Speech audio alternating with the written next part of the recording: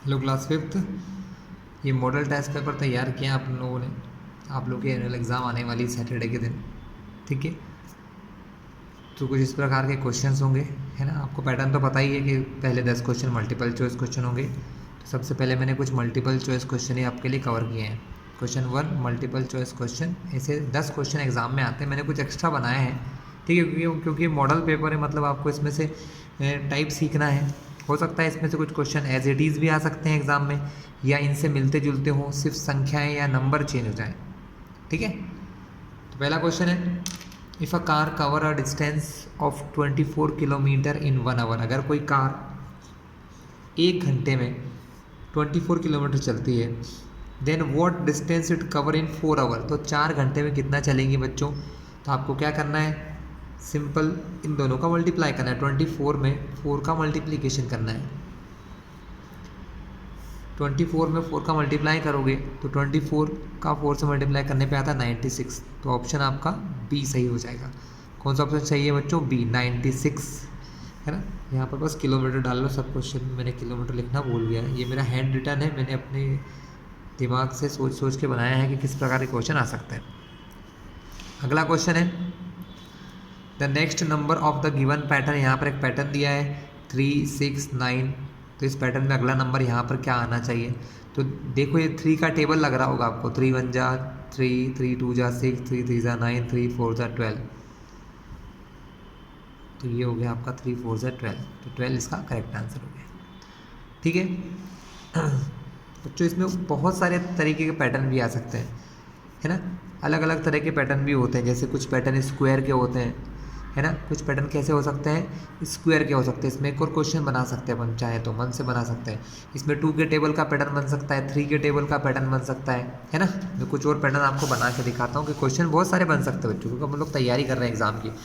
मान लो 2 के टेबल का पैटर्न आ गया, 2 4 6, तो अगला क्या होगा, 8 होगा, ठीक है।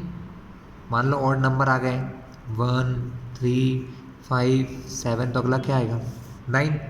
इसी टाइप से अगर स्क्वायर आ गए, जैसे 1 का स्क्वायर 1, 2 का स्क्वायर 4, 3 का स्क्वायर 9, 4 का स्क्वायर 16, तो 5 का स्क्वायर क्या होगा।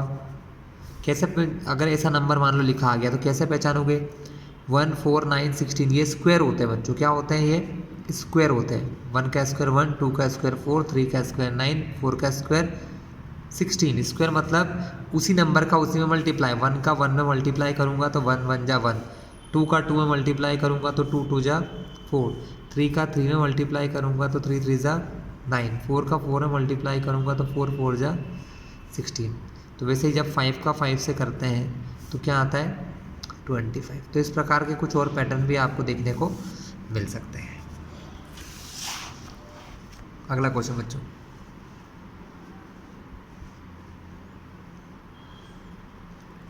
What part of metre is 1 millimetre. 1 metre का 1 मिलीमीटर कौन सा हिस्सा है। तो 1 मिलीमीटर 1 मीटर का 1000वां हिस्सा है, यानी 1000 पार्ट। क्या लिखोगे, 1000 पार्ट, यानी सी ऑप्शन सही है बच्चों आपका। What part of a metre is 1 centimetre. 1 centimetre 1 metre का कौन सा हिस्सा है। तो इसमें आंसर आएगा 100 पार्ट बच्चों। क्या आएगा, 100th पार्ट आएगा। Which is the net of cylinder. Cylinder का नेट कैसा होगा, ठीक है। सिलेंडर का नेट बच्चों कैसा होता है, तो ये ऑप्शन सही है सिलेंडर के नेट के लिए, ठीक है। अब मैं आपको और भी चीज़ों के शेप बताता हूँ। जैसे ये शेप किस चीज़ का है, ये क्यूब का सिलेंडर है। किसका है बच्चों, क्यूब का। ये पिरामिड का है, किसका है, पिरामिड का। तो ये सिलेंडर का, अगर मान लो एग्जाम में ये भी हो सकता है यहाँ पर सिलेंडर की जगह क्यूब लिख दिया तो आप ये ऑप्शन को सही कर देना। अगर सिलेंडर की जगह पिरामिड लिख दिया तो आप ये ऑप्शन सही कर देना। अगर सिलेंडर की जगह सिलेंडर आया तो आपका ये ऑप्शन सही हो जाएगा। तो इस एक क्वेश्चन में 3 क्वेश्चन मैंने आपको कवर करवा दिए, ठीक है। How many 1/8 is in 1/4। 1/4 के अंदर कितने बार 1/8 आया, तो बच्चों ये आया है 2 बार। अभी मैं कैसे कर रहा हूँ आप समझो बात। 1/8 में किस चीज़ का मल्टीप्लाई करें कि 1/4 बन जाए। तो देखो मैं जब 2 का मल्टीप्लाई करता हूँ तो 2 से कटता है ये 4 बार, तो आंसर क्या आता है 1/4। देखो 2 से काटा 8 को कितनी बार गया 4 बार, है ना, यानी 1/8 में 2 का मल्टीप्लाई किया तो बन गया 1/4। इसका मतलब क्या है कि 1/8 के अंदर ये चीज़ कितने बार आ रही है, 2 बार आ रही है। ठीक है, तो इसका आंसर था बच्चों what is 1/3 of a right angle. किसी राइट एंगल का 1/3 क्या होता है, 1/3 मतलब 3 से डिवाइड करना, किसी चीज़ को 3 से डिवाइड करना होता है 1/3। राइट एंगल मतलब होता है बच्चों 90। कितना होता है 90।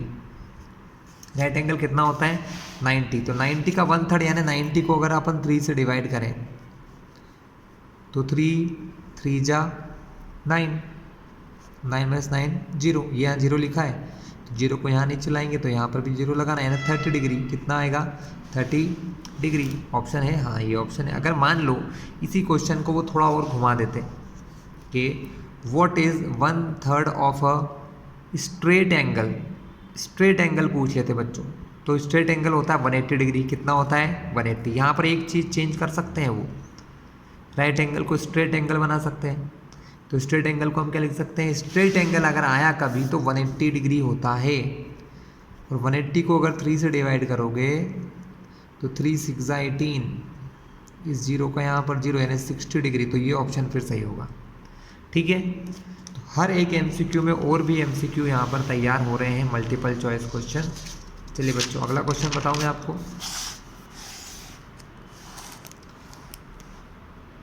What is one side of a square garden whose perimeter is 36 metre.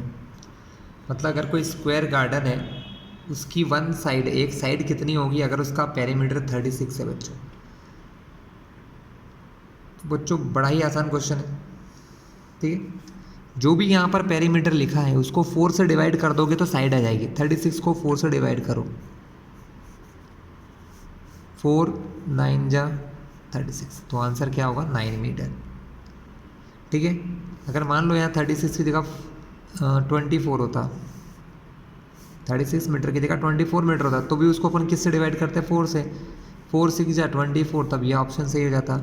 अगर इसकी जगह 32 होता तो मैं इसको अगर 4 से डिवाइड करता था 4 8 जा 32, तब आपका ये ऑप्शन सही होता। समझ में आया बात को। ठीक है, तो अगर यहाँ पर नंबर चेंज हुआ, तरीका समझो। What is one side of square. Square garden की एक साइड का पता लगाना है जिसका पेरीमीटर 36 मीटर है। जिसका पेरीमीटर कितना है 36 मीटर है। तो पेरीमीटर जब दिया हो किसका, स्क्वायर का, और एक साइड निकालना है तो 4 से डिवाइड करते हैं। ऐसा क्यों होता है, क्योंकि फॉर्मूला होता है बच्चों, है ना। पेरीमीटर का फॉर्मूला होता है 4 इंटू साइड, यानी अगर जब भी साइड निकालना है, साइड ऑफ स्क्वायर का जो फॉर्मूला होता है ना वो पेरीमीटर अपॉन 4 होता है। ये दिया पेरीमीटर, हमने इसको 4 से डिवाइड करा, है ना। अपॉन का मतलब भी डिवाइड ही होता है इस अपॉन का, तो आंसर 4 जो भी आएगा। यहाँ 9 आया, क्वेश्चन में 36 दे रखा। 24 होता तो 6 आ जाता, 32 होता तो 8 आ जाता। ठीक है, चलिए बच्चों अगला क्वेश्चन है 225 पैसे in the form of rupee is. मतलब अगर 225 पैसों को रुपए में लिखूंगा मैं, इन फॉर्म ऑफ रुपीज़, अगर इनको रुपयों में लिखा, किस में लिखा, रुपयों में, तो ये क्या बनेंगे। तो देखिए बस कुछ नहीं करना है, 2 नंबर छोड़ के पॉइंट लगा देना है। 2 नंबर छोड़ के पॉइंट, इसको छोड़ो, यहाँ पॉइंट लगा दो। 2.25, 2.25, है ना। अब इन तीनों के अब आंसर बताता हूँ मैं आपको। अगर मान लो ये कब होगा, ये तब होगा जब यहाँ पर 250 पैसे होते हैं, तो यहाँ और यहाँ छोड़ के अपन यहाँ पॉइंट लगा देते। देखो वही आ गया 2.50 ऐसा। 200 अगर पैसे होते, मान लो 200 पैसे होते बच्चों, कितने पैसे होते हैं, तो ये 2 जीरो छोड़कर इसको छोड़ के यहाँ पर पॉइंट लगा देते, तो ये बन जाता ₹2.00। क्लियर हो आपको, ऐसे क्वेश्चन करना है। ये अगला क्वेश्चन है, by which number should we multiply to 180 to get 900। 180 में किस चीज़ से मल्टीप्लाई करें कि 900 आ जाए। तो बच्चों इस क्वेश्चन को समझना बड़ा ही आसान है। यहाँ पर क्या होता है, 180 में किस चीज़ का मल्टीप्लाई करें कि 900 आ जाए। ठीक है, तो यहाँ पर भी 0 है लास्ट में, यहाँ पर भी 0 है, तो लास्ट के 0 को ज़रा छोड़ दो। फिर देखो यहाँ पर क्या बचा 18, यहाँ पर 90। 18 की टेबल में 90 आता है क्या, जी हाँ, 18 5 से 90। तो अगर मैं इसमें 5 का मल्टीप्लाई करूँगा, किसका करूँगा 5 का, तो क्या आ जाएगा आंसर, यानी इसका आंसर ऑप्शन सही है 5 है।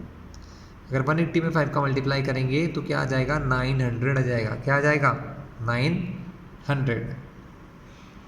ठीक है, चलिए अगला क्वेश्चन देखते हैं। Area of square whose side is 5 centimetre. हमें एक स्क्वायर का एरिया निकालना है जिसकी साइड 5 सेंटीमीटर हो। ठीक है, तो बच्चों जिसकी साइड 5 होती है उस स्क्वायर का एरिया निकालने के लिए 5 में 5 का मल्टीप्लाई करते हैं। एरिया का फॉर्मूला होता है साइड इंटू साइड। क्या फॉर्मूला होता है बच्चों, एरिया का फॉर्मूला होता है साइड इंटू साइड। ठीक है, तो यहाँ पर 5 सेंटीमीटर लिखा है तो 5 में करेंगे मल्टीप्लाई 5 का, तो 5 5 जा 25। जब भी आपको स्क्वायर का एरिया निकालने को आएगा, याद रखना, तो जो भी साइड लिखी हो, जैसे यहाँ लिखा side is 5 centimetre, side is 5 centimetre, तो 5 में 5 का मल्टीप्लाई, 5 5 जा 25 square centimetre is the area. 25 square centimetre is the area. ठीक है, चलिए बच्चों, which figure has least area, सबसे कम एरिया किसका है। तो बच्चों इस प्रकार का अगर क्वेश्चन कोई सा भी आता है जब भी, तो बॉक्स गिनना, ऐसे बॉक्स गिनना, जिस क्वेश्चन में बॉक्स कम है उसी का एरिया कम होगा। ठीक है, काउंट करना, गिनते हैं अपन लोग, 1 2 3 4 5 6 7, 1 2 3 4 5 6 7 8, 1 2 3 4 5 6, इसमें 6 है, इसमें 7 है, इसमें 8 है, सबसे कम किसका है, इसका। तो ये ऑप्शन सही। ऐसे ऐसे क्वेश्चन आने के फुल चांसेस हैं। चलिए आगे, which is a obtuse angle, इनमें से ऑब्ट्यूज एंगल कौन है बच्चों। ऑब्ट्यूज एंगल पता है क्या होते हैं, जो 90 से बड़े हैं और 180 से छोटे हैं। तो यहाँ पर देखो ये 90 से छोटा है, ये 90 से छोटा है और ये खुद 90 है, मतलब ये तीनों ही ऑब्ट्यूज नहीं हो सकते। तो बचा कौन, ये 90 से बड़ा है, जी हाँ, तो यही होगा हमारा ऑब्ट्यूज एंगल। अगर इस क्वेश्चन में राइट एंगल पूछ लेते तो आप ये लिख देते, अगर इस क्वेश्चन में एक्यूट एंगल पूछ देते तो ये दो आंसर सही थे। लेकिन जब भी वो एक्यूट एंगल पूछेगा आपसे, क्या पूछेगा बच्चों, एक्यूट एंगल, तो इनमें से कोई एक ही देगा 90 से छोटा, तो याद रखिएगा। चलो, मैंने इसे 15 क्वेश्चन बनाए थे, कोई भी 10 आएंगे। ठीक है, हो सकता है इनके जैसे आए या इनमें से एक दो कुछ कॉमन भी आ सकता है ना, ये तो बनाने वाले का दिमाग है। Which is the next number of the following pattern, 2 8 14 एक पैटर्न है, इसका अगला नंबर क्या होगा। तो बच्चों ध्यान से देखो, 2 में क्या प्लस करते हैं, 8 आता है, 6, 2 में 6 प्लस करने से 8 आता है, 8 में क्या प्लस करने से 14 आता है, 6, है ना।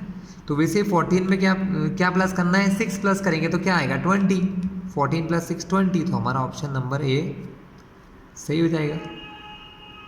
बात समझे आपने, इसमें देखा क्या प्लस करा, तो 2 में प्लस करा, 3 4 5 6 7 8, कितने प्लस करें, 1 2 3 4 5 6 प्लस करें। उसी प्रकार से जब इसमें प्लस करके देखा कि इसमें क्या प्लस करने से 14 आएगा, तो आपने प्लस किया 9 10 11 12 13 14, यहाँ भी 6 प्लस किया, कितने प्लस किए, 6, तो यहाँ पर भी आपने फिर से 14 में 6 प्लस किया, तो 15 16 17 18 19 20, आंसर क्या आया, 20। क्या आंसर आया बच्चों, 20। और multiply by 6 in the 150 we get, मतलब 150 में 6 का मल्टीप्लाई करने से क्या आएगा, तो ये तो आप कर ही सकते हो, 150 में 6 का मल्टीप्लाई करने से 900 आएगा। 150 में 6 का मल्टीप्लाई करने से क्या आएगा, 900, क्योंकि मल्टीप्लाई करना आप जानते हैं। ठीक है, अब जो ये जो क्वेश्चन मैंने करवाए बच्चों, इनमें आप थोड़े बहुत नंबर चेंज करके वो भी प्रैक्टिस कर सकते हो। ठीक है, अब मैं कुछ और क्वेश्चन लाया हूँ जो आके आपके शॉर्ट ऑफ क्वेश्चन से, कहते हैं क्वेश्चन से शॉर्ट आंसर टाइप है। ठीक है, उनको देखते हैं हम लोग। तो बच्चों अब जो क्वेश्चन होंगे 11 से लेके 20 तक, वो 10 क्वेश्चन में बताऊंगा, वो 3-3 नंबर के होंगे, है ना, हर एक क्वेश्चन 3 मार्क्स का होगा। देखिए पहला क्वेश्चन क्या है 11 नंबर में, right number of acute angle, right angle and obtuse angles in the following figure. इस फिगर में, इस डायग्राम में एक्यूट एंगल बताना है, राइट एंगल बताना है और ऑब्ट्यूज। तो बच्चों ध्यान से देखिए, ये एंगल जो है वो ऑब्ट्यूज से 90 से बड़ा है, बाकी ये दोनों एक्यूट है। क्या है, एक्यूट। तो इसका आंसर अपन लिख लेते हैं। तो इसका आंसर कैसे लिखोगे, क्वेश्चन नंबर 11 का सॉल्यूशन देखिए, आप लिखोगे number of acute angles, number of right angles, इसी टाइप से नंबर ऑफ ऑब्ट्यूज एंगल्स। देखिए राइट एंगल तो इसमें 0 थे, एक्यूट एंगल 2 थे, ऑब्ट्यूस एंगल 1 था। मैं फिर समझा दूँ कैसे मुझे पता चला। देखिए बच्चों, ये इसकी पहचान है, ठीक है। ऑब्ट्यूस एंगल हमेशा इस टाइप से होता है। देखिए मैं बताऊँ आपको, ये 90 है, अगर इसको ऐसा कर देंगे तो ये 90 से बड़ा दिख रहा है आपको, देखिए दिख रहा है ना, तो ऑब्ट्यूस है। और अगर इसको इधर कर दें ऐसा, देखो तो ये 90 से छोटे हैं दोनों, तो ये दोनों 90 से छोटे हैं, मतलब एक्यूट है, इसलिए ये दोनों एक्यूट है और ये वाला ऑब्ट्यूस है, ठीक है। तो 11th क्वेश्चन का आंसर क्या लिखोगे इस टाइप से, number of acute angle 2, number of right angle 0, number of obtuse angle 1। इस टाइप से question number 12, if this box, ये जो बॉक्स बना हुआ है, is the 1 square unit area, इसका एरिया 1 स्क्वायर यूनिट है, इसका एरिया कितना है 1 square unit, then what is the area of following figure. तो ये जो फिगर बना है इसका एरिया कितना होगा बच्चों।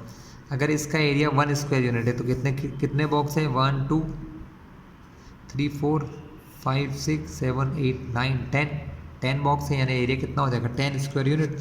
करेंगे कैसे, क्वेश्चन नंबर 12 का सॉल्यूशन डालो बच्चों। हम लिखेंगे area of 1 box is equal to 1 square unit. ये तो क्वेश्चन में ही दिया हुआ है, इतना तो दिया है ना वहाँ पर। इसका एरिया क्या है 1 स्क्वायर यूनिट है। अब नंबर ऑफ बॉक्सेस कितने बने हुए हैं, नंबर ऑफ बॉक्सेस ऐसे कितने बॉक्स अपने गिने अभी 10, तो टोटल एरिया क्या हो जाएगा, टोटल एरिया हमारा हो जाएगा 10 और 1 का मल्टीप्लाई, 10 इंटू 1 स्क्वायर यूनिट, 10 1 जा 10 square unit, 10 square unit is the answer, ठीक है। कोई प्रॉब्लम बच्चों अपने को नहीं। चलिए अब क्वेश्चन 13 का सॉल्यूशन देखेंगे। क्वेश्चन 13 लिखते हैं अपन लोग।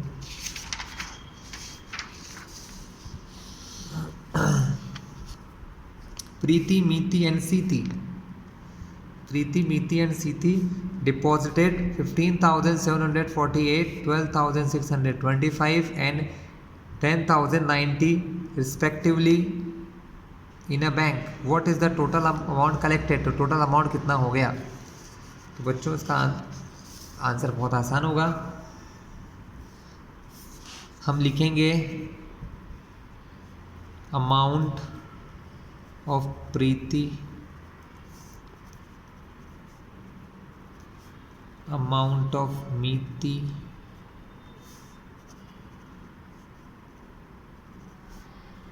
Amount of Seeti. तीनों का अमाउंट लिख लीजिए।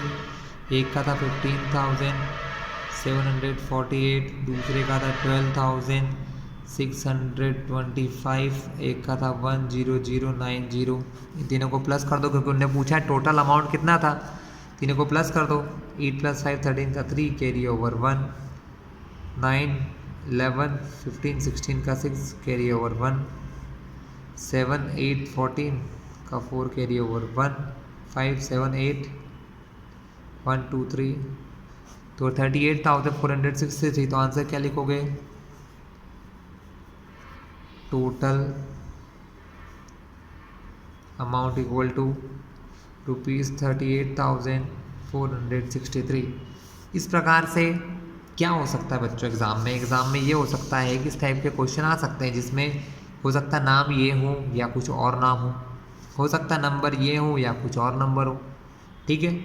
तो बस आपको जब भी बोलेगा कि what is the total amount collected, तो इन तीनों को क्या करना पड़ेगा, प्लस करना पड़ेगा। क्या करना पड़ेगा, प्लस करना पड़ेगा, ठीक है। चलिए एक और क्वेश्चन बताऊँ मैं आपको 14th वाला। In the given square number are from 21 to 29 fill number as the sum of the each row is 75। यहाँ पर बच्चों ये जो नंबर है 25 26 24 और 22, ये नंबर आपको हो सकता है ऐसे नंबर एग्जाम में दिए हों और आपसे इस क्वेश्चन में बोला है कि नंबर 21 से लेकर 29 होना चाहिए और ऐसे जोड़ो चाहे ऐसे जोड़ो, आंसर 75 आना चाहिए। कितना आना चाहिए, 75। तो कैसे करोगे, दो तरीके हैं, या तो इन दोनों को से यूज़ करके या इन दोनों से यूज़ करके। देखो उन्होंने बोला है कि इसका यहाँ जो नंबर आने वाला है इसका और इसका तीनों को मिलाकर 75 आना चाहिए। कितना आना चाहिए? 75। अब ये दोनों को जोड़ूंगा मैं, है ना, तो प्लस करो ये। हमको इस क्वेश्चन में सिर्फ डब्बों में भरना है आंसर, बाकी कुछ नहीं करना है। तो इन दोनों को प्लस करा तो 4 + 2 6, 2 + 2 4, इन दोनों को जोड़ने से 46 आया। अब 46 में क्या जोड़ें कि आंसर क्या आ जाए? 75 आ जाए।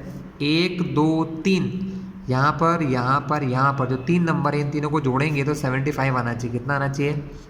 75। इनमें से 2 नंबर दिए हैं तो हमने क्या करा, पहले इन दोनों को जोड़ा तो 46 आंसर आया। अब ये दोनों जुड़े हैं, इस आंसर को इसको 75 में से माइनस करेंगे तो यहाँ का नंबर पता चल जाएगा। तो 75 में से माइनस किया 46 तो 29 आएगा बच्चों। कितना आएगा? माइनस करना तो सबको आता है इसलिए बता नहीं रहा हूँ, ठीक है। वो हम क्या कर सकते हैं, 1 2 3 इन तीनों को प्लस करेंगे तो भी 75 आना चाहिए। 1 2 3 को प्लस करने से कितना आना चाहिए? 75। तो हम क्या करेंगे, हम इन तीनों को प्लस करेंगे।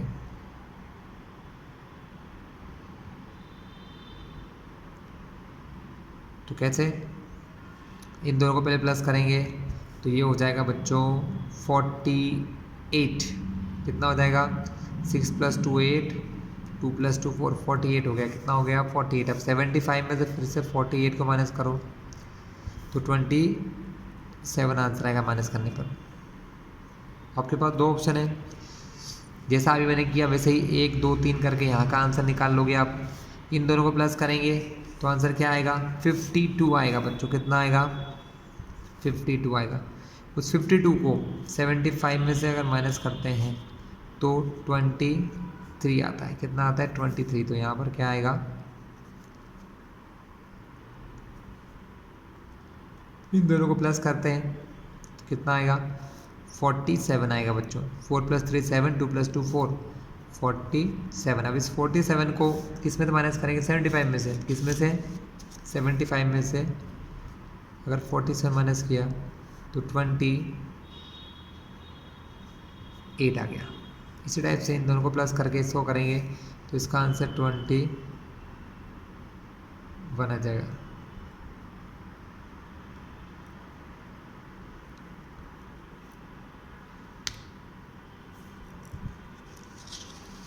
ठीक है बच्चों, क्वेश्चन 14 हो गया। क्वेश्चन 15 पे चलो। There is a period of 45 minutes in a school, find what fraction of 1 hour is that period. मतलब अगर एक पीरियड 45 मिनट का लगता है तो वो 1 घंटे का कितना फ्रैक्शन है? वो 1 घंटे का कितना फ्रैक्शन है? What fraction of 1 hour is that period. तो वो पीरियड 1 घंटे का कितना फ्रैक्शन है? 1 घंटे का कितना हिस्सा है?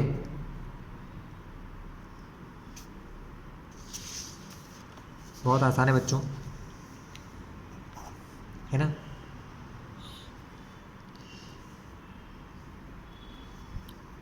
हम लिख लेंगे टाइम ऑफ पीरियड। चाहो अगर आप लोग नहीं लिख पाओ तो भी कोई दिक्कत नहीं है। 45 मिनट आप लिखोगे।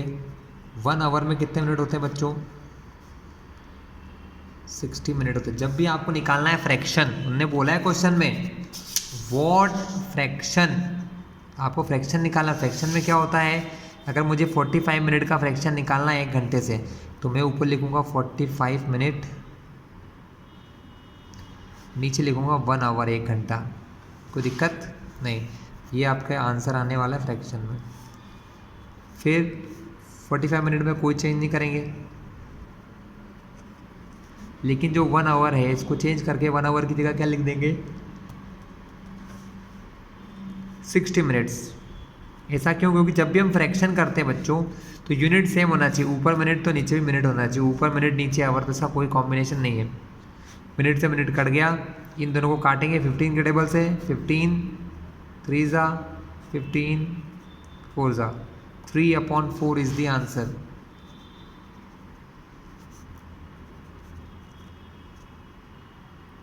चलिए नेक्स्ट क्वेश्चन करें बच्चों। अगला क्वेश्चन है क्वेश्चन नंबर 16। क्या है वो? Find the length of rectangle with area 80 square metre and breadth 8 metre. मतलब आपको एक रेक्टेंगल की लेंथ निकालना है ठीक है, एक रेक्टेंगल की क्या निकालना है, लेंथ। फाइंड मतलब निकालो, लेंथ मतलब लंबाई किस चीज़ की, रेक्टेंगल की। विथ एरिया 80 स्क्वायर मीटर, जिसका एरिया कितना दिया 80 स्क्वायर मीटर, और ब्रिथ दिए 8 मीटर। बड़ा ही आसान है बच्चों। सबसे पहले इस प्रकार के क्वेश्चन में गिवन लिख लेना। क्या लिख लोगे, गिवन। क्वेश्चन नंबर 16 है ये। हम लिखेंगे area of rectangle 80 square metre और ब्रिथ ऑफ रेक्टेंगल 8 मीटर। तो लेंथ का फॉर्मूला क्या होगा बच्चों, पहले यार लेंथ का फॉर्मूला लिखेंगे अपन लोग। लेंथ ऑफ रेक्टेंगल का फॉर्मूला होगा बच्चों, ऊपर एरिया नीचे ब्रिथ। एरिया कितना दिया ऊपर 80, ब्रिथ कितनी दी है 8, सॉरी 80 लिखा गया गलती से, 8 से कटाए 10 बार, तो उसकी ब्रिथ कितनी निकली 10 मीटर। चाहो तो पीछे आंसर लिख सकते हो, ब्रिथ सॉरी पीछे लिख सकते हो लेंथ कितनी निकली 10 मीटर, क्योंकि ब्रिथ तो दे रखी थी। क्लियर है। तो इस प्रकार के क्वेश्चन इस प्रकार से बड़ी आसानी से सॉल्व हो जाएंगे। Right the number of faces of a constructing cuboidal room accepting roof, मतलब रूफ को छोड़कर कोई क्यूबॉइडल, कैसा क्यूबॉइडल रूम मतलब आपका कमरा बन रहा है जिसमें छत नहीं है, तो कितने फेसेस हैं उसके अंदर, तो 5 फेस होंगे बच्चे। सिंपल सा आंसर है इसका। कितने फेस होंगे, आप लिख दोगे आंसर 5 फेसेस। कितने फेस होंगे 5, 4 दीवारें और जमीन 5। रूफ तो हटा ही दिया बच्चों, ठीक है। चलिए क्वेश्चन 18 की ओर चलें। If a bag contains 24 gifts, अगर किसी बैग में 24 गिफ्ट हैं, then how many bags will be needed to pack 577 gifts. तो 576 गिफ्ट को पैक करने के लिए कितने बैग की ज़रूरत होती है। तो बड़ा ही आसान है बच्चों क्वेश्चन, लीजिए मैं कर देता हूँ। सबसे पहले ये लिखो number of, question 18, number of gifts in one bag.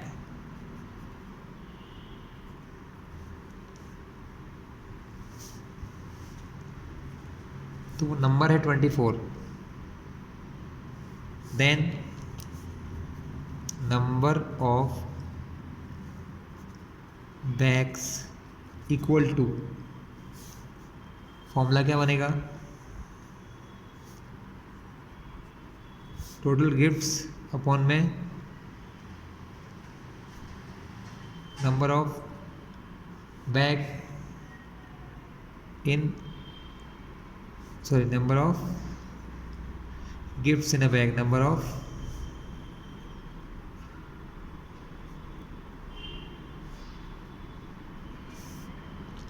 ठीक है।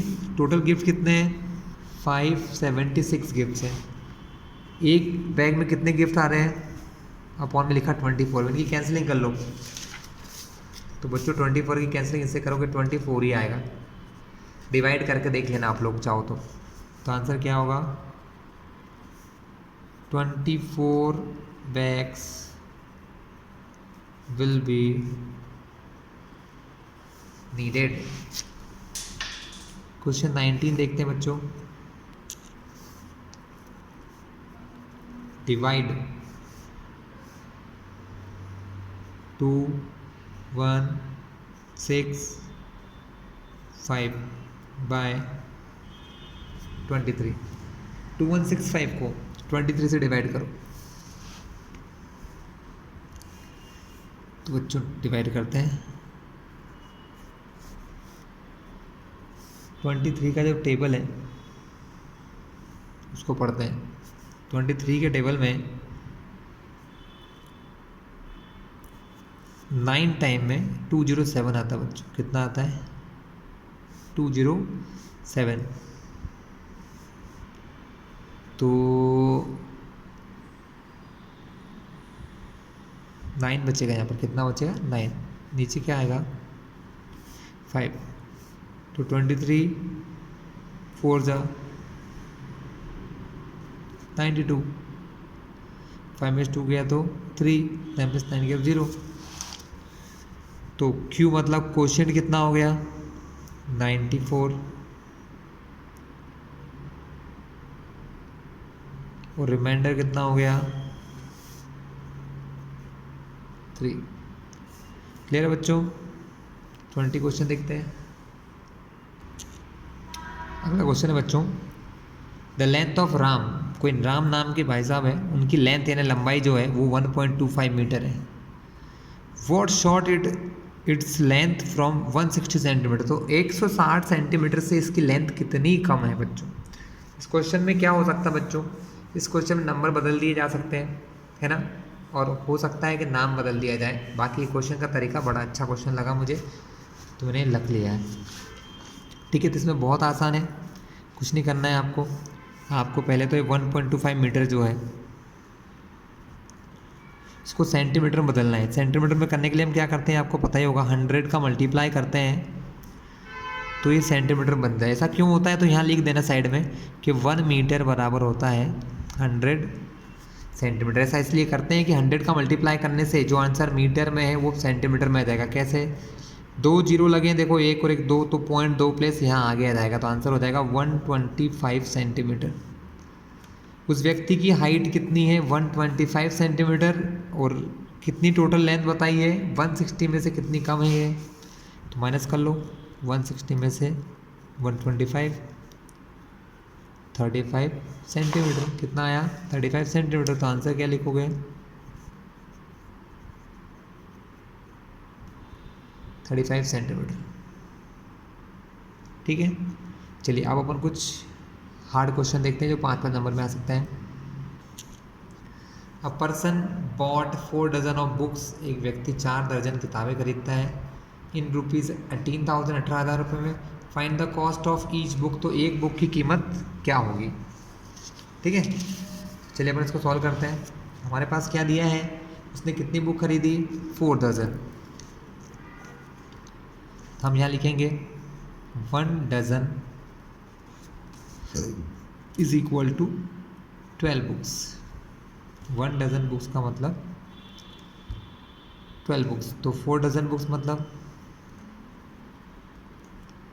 12 इंटू 4, दोनों का मल्टीप्लाई करेंगे तो 48 बुक्स हो जाएगा। कितना हो जाएगा 48 किताबें हैं।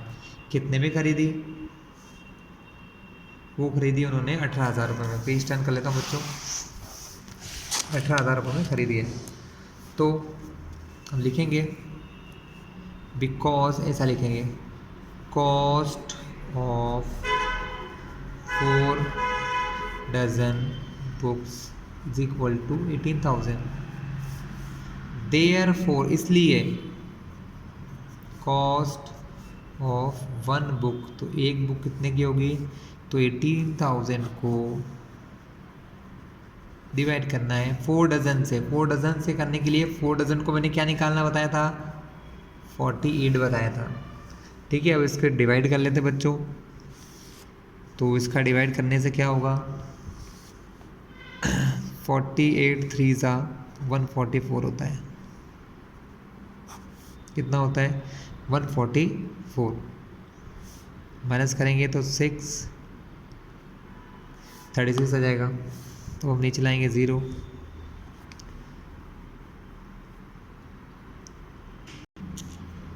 तो बच्चों 7 बार जाएगा ये,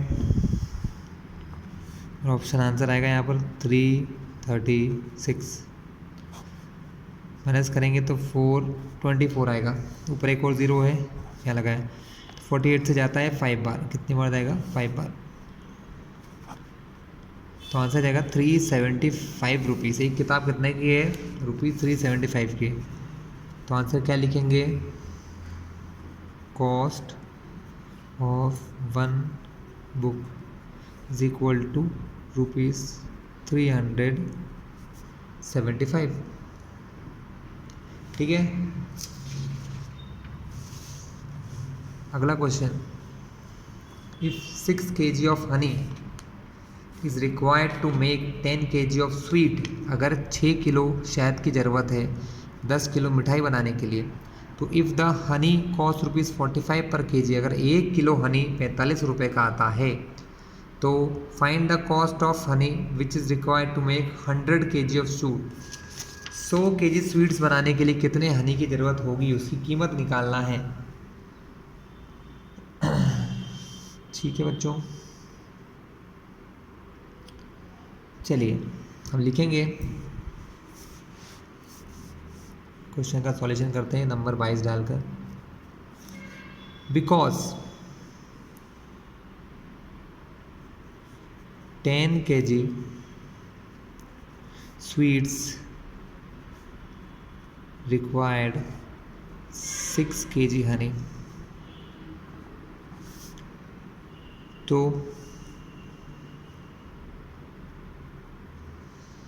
अमाउंट मतलब मात्रा होती है, पैसा ही नहीं होता हमेशा। अमाउंट ऑफ हनी, क्वांटिटी भी लिख सकते हैं यहाँ पर, amount of honey in 1 kg sweet, 1 kg sweets में कितनी होती है। तो बच्चों इस 6 kg को 10 से डिवाइड कर देंगे, 6/10। ठीक है, चाहो तो कैंसलिंग कर लो, नहीं भी करो तो कोई दिक्कत नहीं। अब हमको क्या बोला है, 100 kg स्वीट्स की रिक्वायर्ड है ना। ठीक है, तो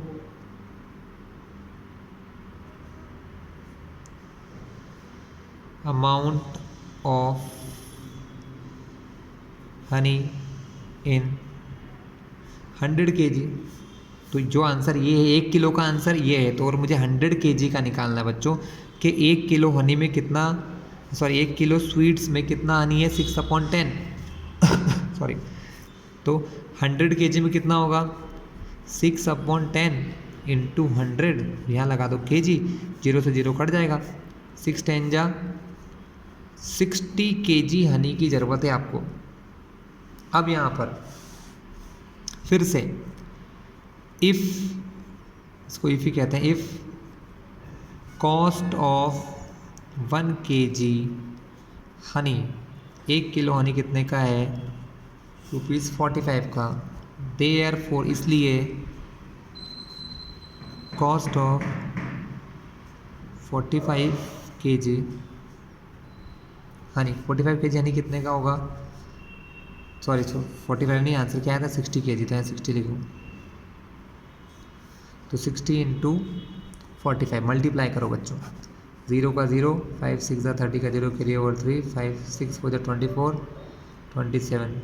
2700, तो आंसर क्या आया, ₹2700। वीडियो को रिकॉर्ड करके देख लेना बच्चों, फिर से पीछे करके देख लेना, पॉज करके देख लेना। क्वेश्चन नंबर 23 दिखाता हूँ मैं आपको।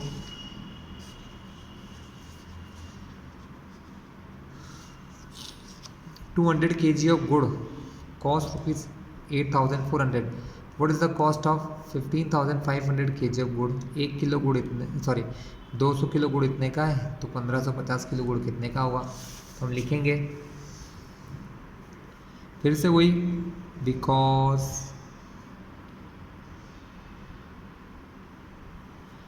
$200 kg of गुड़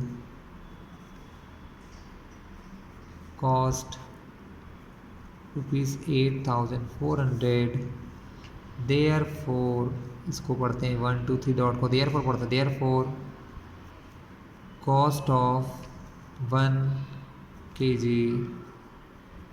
गुड़, तो इसको डिवाइड कर लो 200 से,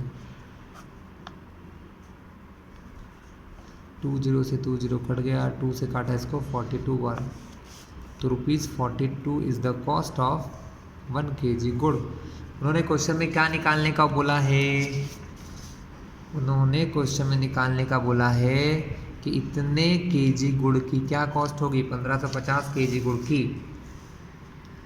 अब हम फिर से एक बार लिखेंगे, कॉस्ट ऑफ 155 kg गुड़, इतने गुड़ की कॉस्ट निकालने के लिए 1 किलो इतने का, तो इसने का मल्टीप्लाई कर दो 1550 में, 42 का मल्टीप्लाई कर दो, 0 का 0, 42 का 5 बार करेंगे 210 आएगा, कैरी ओवर जाएगा 21, फिर से मल्टीप्लाई करेंगे 5 बार 210, प्लस करेंगे तो 231 हो जाएगा, तो एक 1 लिखेंगे और यहाँ पर 23 लिख देंगे, 41 का 41, 23 जोड़ेंगे तो 65 आ जाएगा, 65,100 रुपये।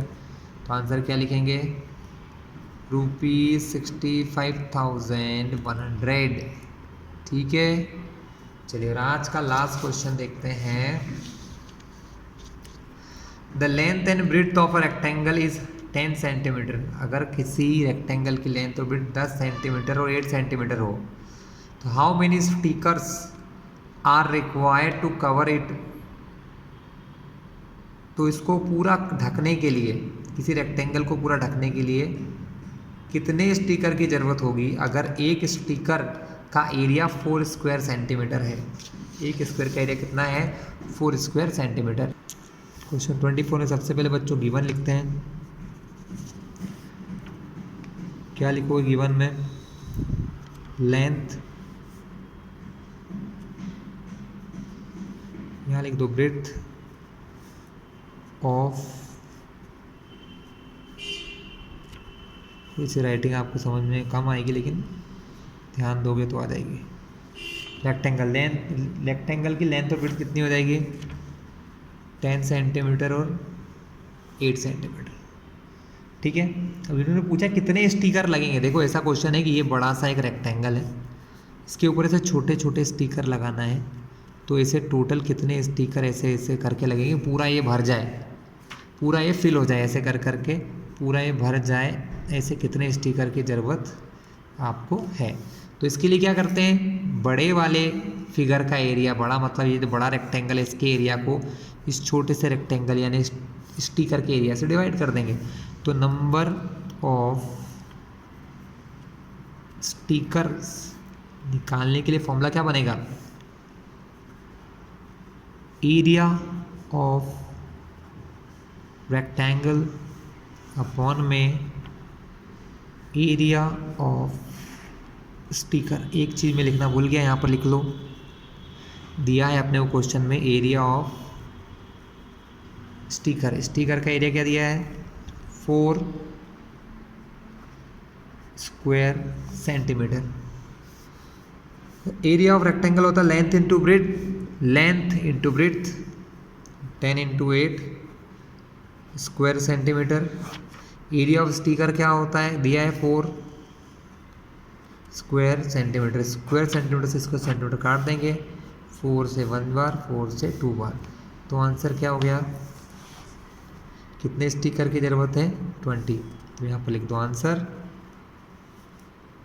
20 स्टिकर्स आर रिक्वायर्ड। क्लियर है बच्चों। तो ये कोशिश थी मेरी कि आपको थोड़ी सी हेल्प हो जाए एग्ज़ाम में। ठीक है, क्वेश्चन इनसे मिलते जुलते ही होंगे या हो सकता है थोड़े अलग भी हो, तो प्रैक्टिस करोगे तो आई थिंक आपको आराम से आ जाएगा।